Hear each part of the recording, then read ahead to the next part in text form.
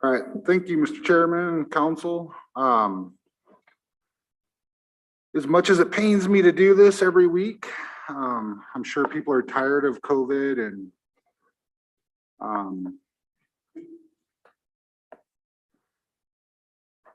you know, I'm tired of this. I hate doing these, to be honest with you. It's the least favorite part of my day.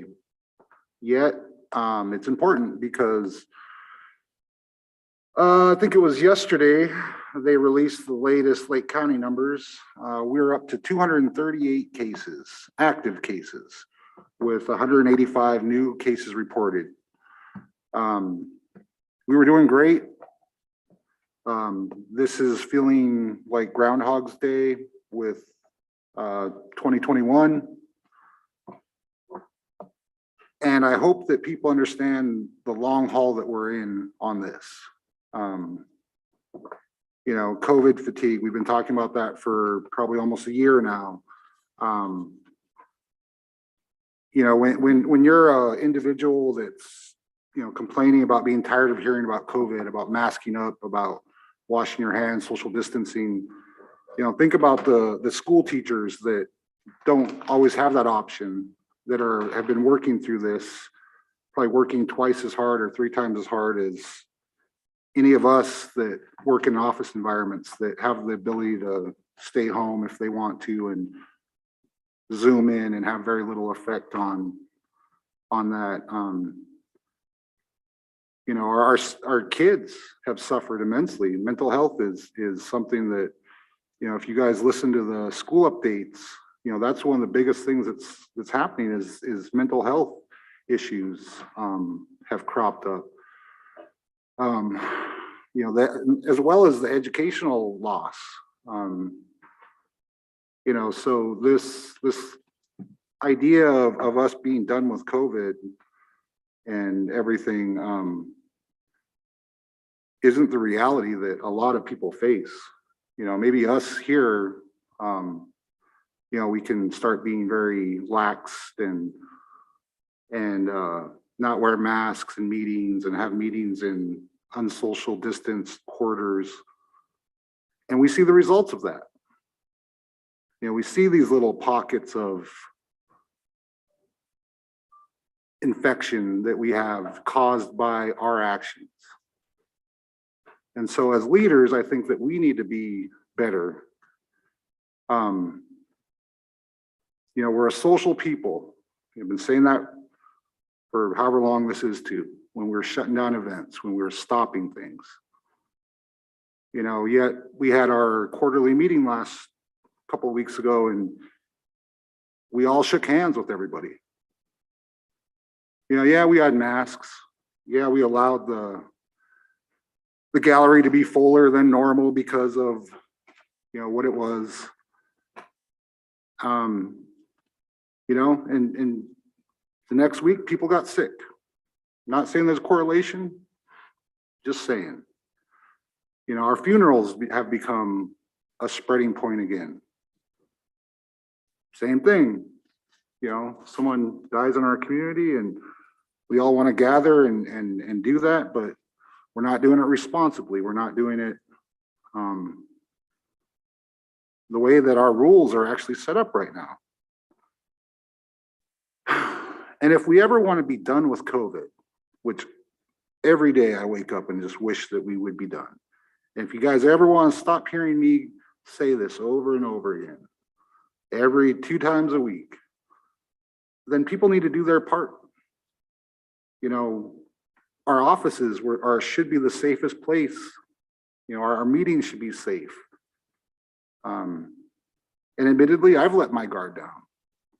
You know, there were probably 2 months where I didn't always wear my mask. And sure enough, I'd go into a store and there'd be a tribal member wearing a mask. And there I am without one. And how embarrassing is that? Where I'm the COVID guy, you know, the mask guy that, you know, but I just decided to run in real fast, you know. And, you know, so I have to do better. And we as a community need to do better. I mean, these numbers are atrocious. I mean, Yeah, 185 within a week span, I believe, is the reporting period. And granted, you know, it's Omicron, hopefully. It's, you know, less severe, but I just had someone who's around my age pass away from COVID. Wasn't here, but, you know, a native, grew up with them in Arley. You know, so that reality is there. And if you're not experiencing COVID and you just think it's fine and dandy and you go on your way, just remember that people are still dying from this. And, you know, we just had our tribal school pause on in-person enrollment or instruction. Not all schools are doing that. So, you know, let's again, as an organization, as people, you know, let's do the right things. Let's do this minor inconvenience of wearing a mask. Let's protect our elders. And let's, you know, wash our hands. How simple is that? Social distance when possible. You know, those three things you guys are going to hear from me every Tuesday and Thursday from now on, just because I made that commitment, I think a year ago, more than a year ago, that I wouldn't stop this until it was over. And I'm eating my words right now because I wish I could just stop. But, you know, the healthcare workers don't have that choice. Our school teachers don't have that choice. Our custodians and our maintenance workers who, you know, we should be thanking them every day for keeping us safe in these office environments. You know, those are the people that you should think of when you're getting tired of hearing about coronavirus. You know, our essential employees, the people that work, our clerks in our stores that, you know, don't have PTO, don't have the benefits to take the day off. You know, there are plenty of people that are suffering a lot more than people being tired of hearing about this. You know, having my little update inconvenience them for 5 minutes out of their day. So appreciate the time. Again, people have questions, want to debate me, I always welcome it. Thank you. Thank you, Mark. Go ahead, Sonny. The one thing, Martin, I would, you know, still strongly recommend people get vaccinated. There's lots of opportunities. There's some more opportunities this week for people to get vaccinated. Please do. Go ahead, Sonny. Okay, you know, that all sounds good and stuff, but the reality of it is it's a virus, same as a simple cold that they have no cure for or anything like that. And when you look at what they're talking about, people who've been vaccinated, had their boosters and stuff, and they're still dying of it. So it's still in the scientific testing stage as far as I'm looking at it, you know, and when you're talking about these like super spreaders deals or whatever, like you were discussing with allowing the membership in here, and it kind of boggles my mind a little bit about how you're trying to contain and do this in a safe manner, but you'll yet still have the gambling establishments open and running for business where everybody will be gathering there too. You know, so it's, how do you know, because there's no actual way to contain it because it's a virus, it's airborne, you know, and it's, you know, there's precautionary methods and you guys discuss them. But again, you know, how do you justify keeping the casinos and other places like that open where people gather and stuff, and a lot of people there, you know, they're people are hugging, shaking hands and whatever else, you know. So I don't know, sometimes it just seems like they're unrealistic And we wish that it could be that way. It'd be just like every day I wish that they would come up with a cure for diabetes or any other thing like that. But, you know, you can only do so much for yourself, and it's a virus and it's uncontainable. It's been let out of the box. And I don't ever believe you're going to be able to put it back in the box. And everything that they're trying to do is a great effort and stuff, but it's all just scientific experimentation, you know, because there are people who get vaccinated in hopes of avoiding it, end up dying from the vaccination. So, I mean, that's like what I hear Mr. put out Chair. there on the news and stuff. Thank you, Tom. Go ahead, Martin. You shut your mic off. So that Oh, was feedback, sure. please. Sorry, excuse me. Thank you anyway.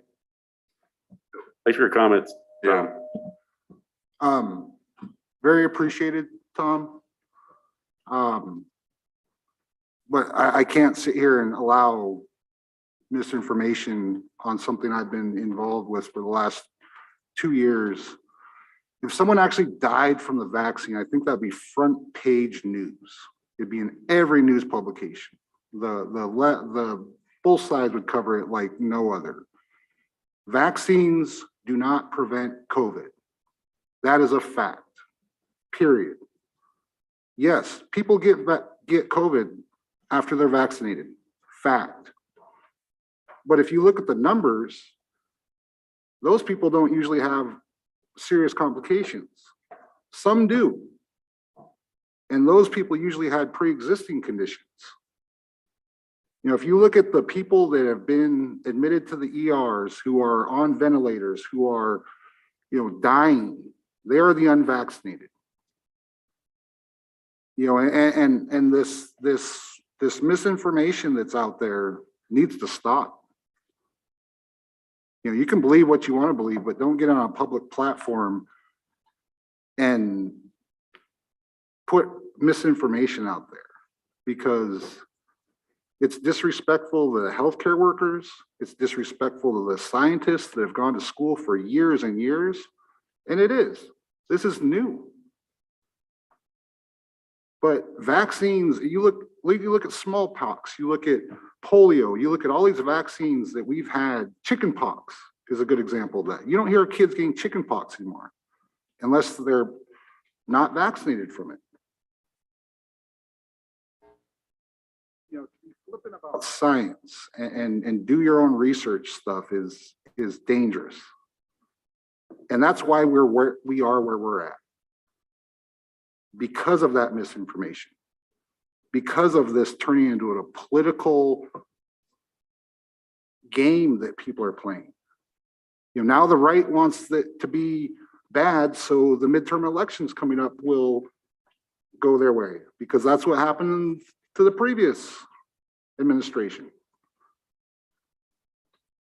And we are the pawns in this game. And all I'm advocating is that we be safer.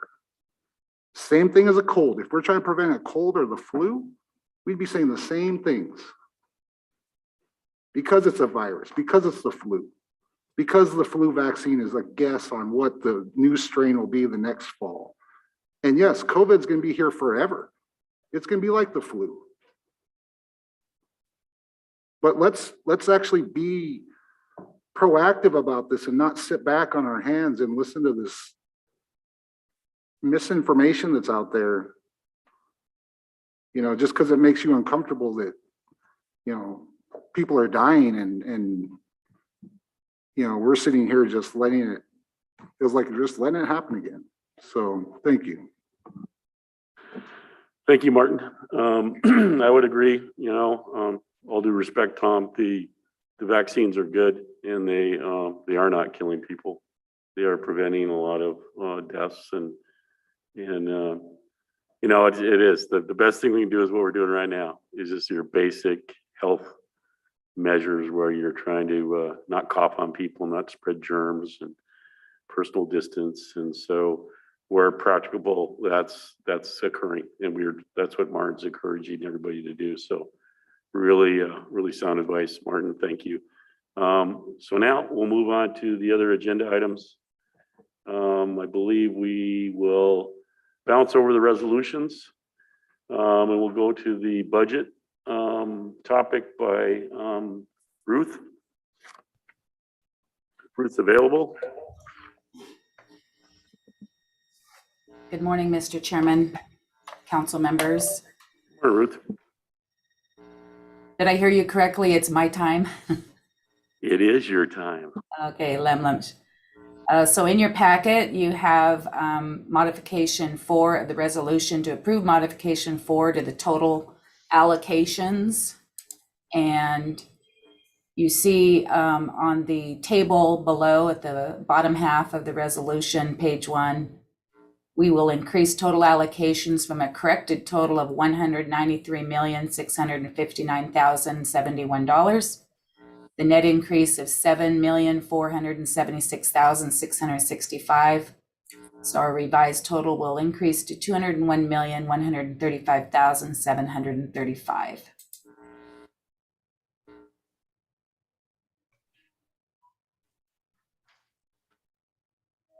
Oh, my apologies, page 13 and 14.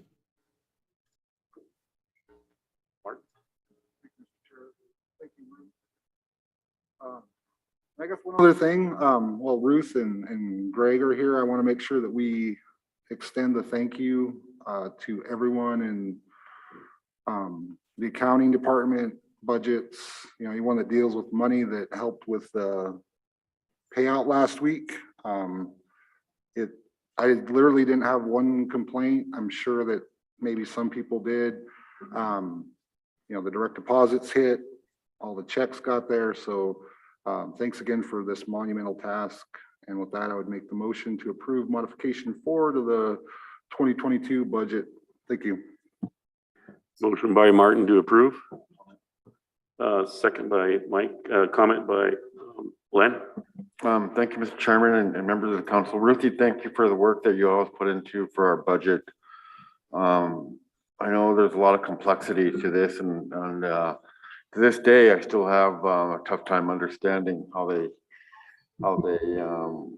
come through with all the numbers here and have it all add up at the end of the day. But anyway, I just wanted to briefly mention the council, and I brought this up previously. I've had a number of tribal members approach me, and we've had that discussion about our per capita dividend. As many of you probably gotten the same discussion, we've had this same amount that have been given to the membership for a number of years. And so I would like to propose that we have a discussion during our budget committee and start looking at some options, if possible, on increasing our per capita. Or just looking at some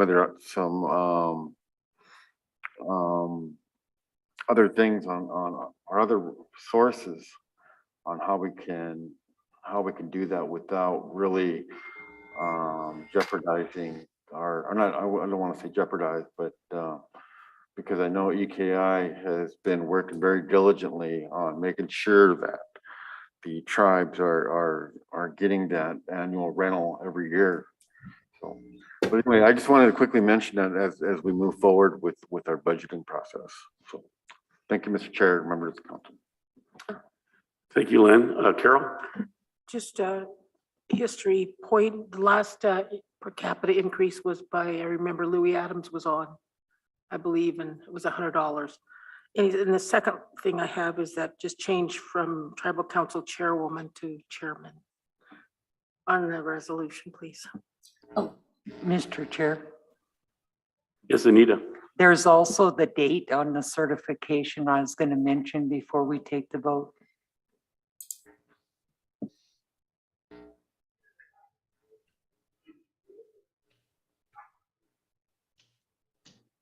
If you corrections, seconded by Mike with, I'm assuming with corrections. All of those in favor? Unanimous. Thank you, Ruth, Greg. You know, I would also like to comment that, you know, great job on the COVID payment getting out. And I did notice through other people, a lot of favorable comments from people, how they were able to utilize that funding to a better advantage, given the amount it was. So that's also appreciative. But yeah, some people called me and were worried about what's going to be electronic deposit. I assured them it would be. They were confused about having to fill out a form and previous ones in the past. And, no, you don't need to do that. And so it went very well. So thank you. Thank you for your feedback, sir. Okay, next on the agenda, we Thank have you. tribal forestry. Yeah, hello, Council. Patrick Amborn here. I'm here to request or to get permission by motion to approve the resolution advertised the BFS tractor logging unit. This is part of the boulder salvage that I came a couple weeks ago to talk about. This is the tractor portion. So what we're looking at here, Douglas fir, Western larch, about 17,368 tons. We're setting that rate at $20 per ton. We were able to get a better rate on that due to the cheaper logging rates for tractor. We also have a TSI per ton of $3, a Rhodes per ton of $2. That value be 434,200. For the Ponderosa pine saw logs, we have 4,056 tons. The advertised rate for that is $7 per ton. There's also TSI and Rhodes on that one as well. That total value would be 48,672. So that's a total of 21,424 tons, which is roughly 3.2 million board feet. And that total value is 482,872. So this sale is going to have, some of it's going to be the salvage and salvage sanitation, and then some of it will also be a green sale. So going after the live trees. It's about 40% salvage sanitation, 163 acres for salvage, 61 acres for salvage / sanitation. Once again, the salvage units are the ones that burned about 75% basal area loss. Salvage sanitation was more of a 25 to 75% basal area loss. And they'll also be removing dwarf mistletoe infected trees and Douglas fir and Western larch. And then for our even age, we have 322 acres. Uneven age is 25 acres with a total of 571 acres.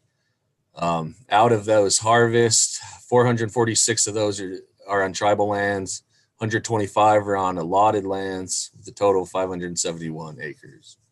There is going to be a little bit of road work tied to this. About 0.58 miles of temporary road construction. That those roads will be put to bed, recontoured after harvesting activities are done. Light preparation about 16.33, heavy prep 1.52. Light reconstruction 1.67, and periodic and final maintenance of 20.10 miles.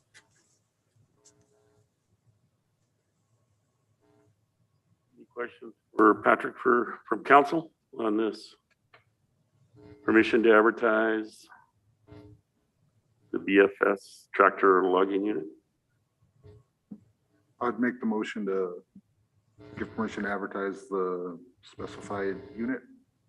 Motion by Martin to advertise. Is there a second? Second by Anita. Any further questions? All those in favor? Unanimous. Thank you, sir. Thank you, Council.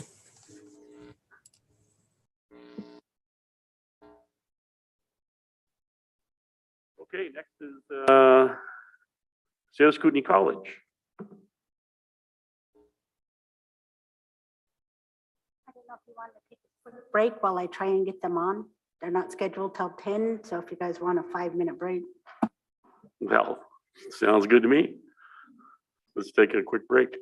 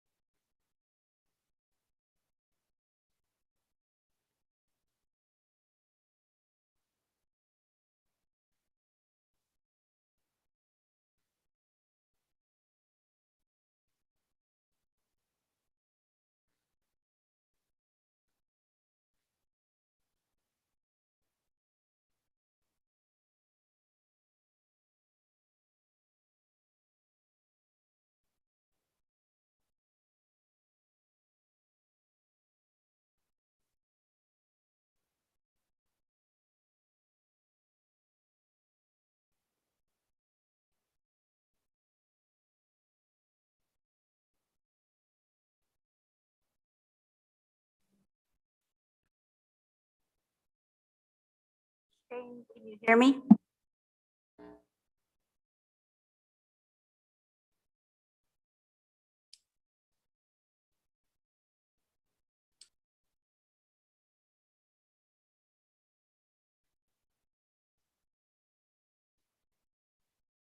Okay, I think we can probably get going again.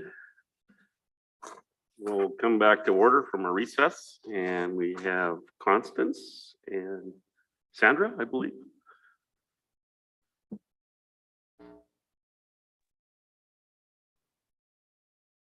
Constance, Sandra is the presenting this subject. I'm just observing.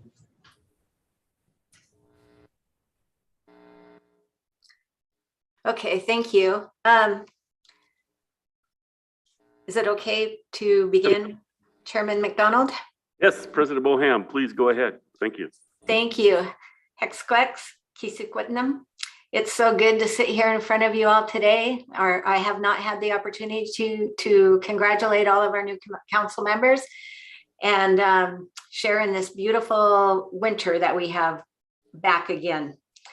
So I'm here today to request a resolution from the council. The resolution is on page 42 of the packet. It is for a limited waiver of sovereign immunity for SKC only, so that we can secure the funding that we get through the Department of Transportation for our highway construction training program. And the contract itself is on pages 43 through 53. This is an important program to the college and to the community. It is the truck driving and heavy equipment program.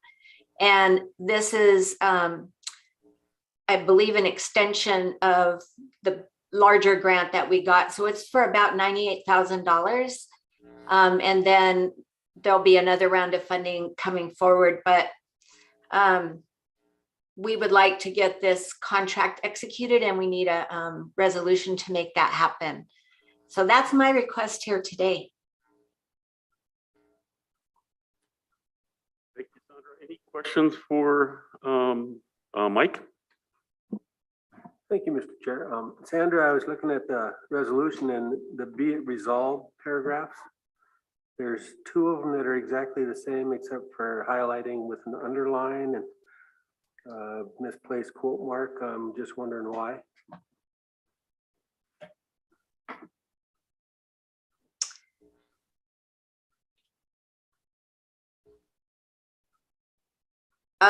You know what? That looks, I did not type this resolution, and what I see right now is that is just a duplicate of that paragraph. And that second one is identical and it should be removed. It's probably an artifact. We've been working on this resolution for a while.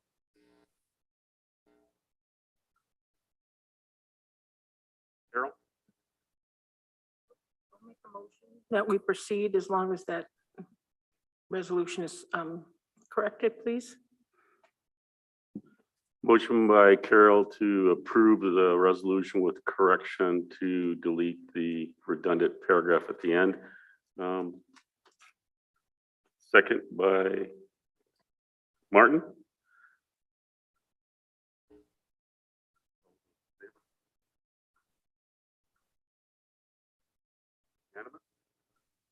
Thank you.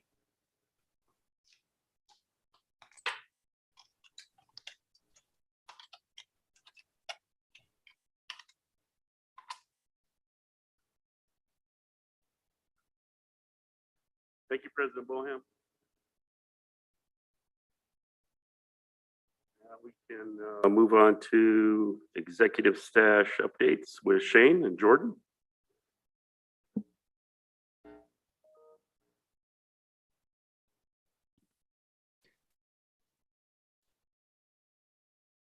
Hesquex, Chairman, members of council, are you guys ready for us to go ahead? Yes, please.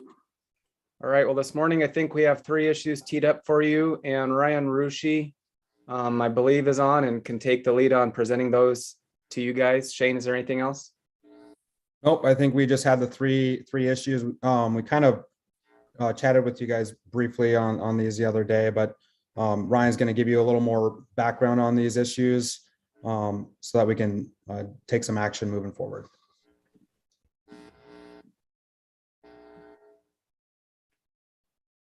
Okay, Ryan?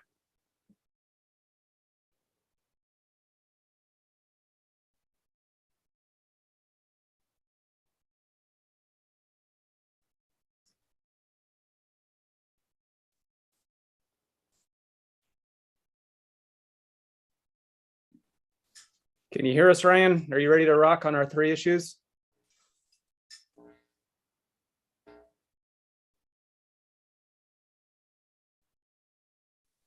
I think we also wanted you guys to see Ryan work today in his office.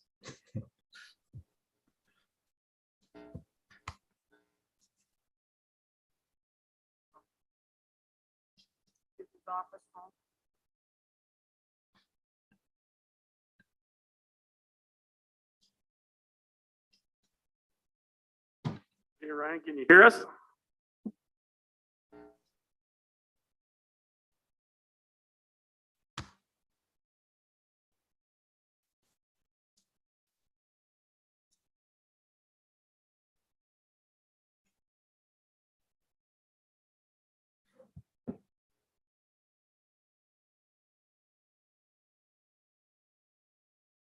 We can see you, Ryan, but we can't hear you.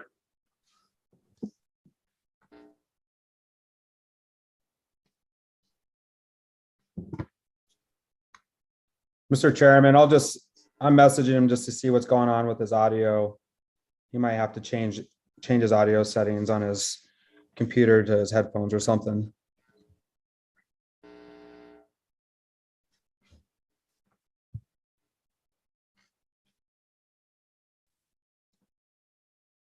He's going to log out and log back in, Mr. Chairman. Okay, sounds good. So if we can come back to us if you guys want to go on to the next person, you guys can come back to us.